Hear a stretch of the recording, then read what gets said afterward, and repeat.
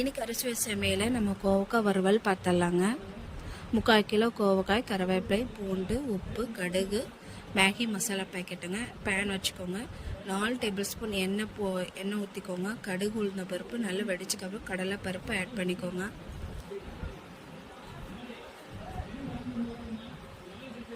பூண்டு பல்லும் கருவேப்பிலையும் போட்டுட்டு நீல வாக்கில் கோவக்காயை கட் பண்ணி எடுத்து வச்சுருக்கேங்க. அதையும் ஆட் பண்ணிக்கோங்க.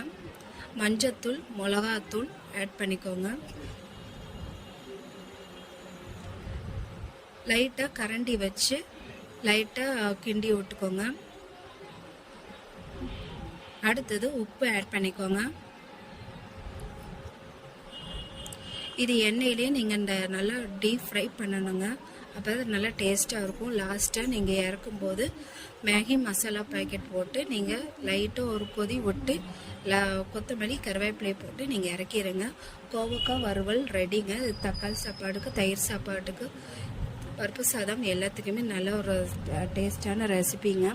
இதை ட்ரை பண்ணி பாருங்கள். இந்த அரிசி சமையல் உங்களுக்கு பிடிச்சிச்சுன்னா லைக் பண்ணுங்கள், ஷேர்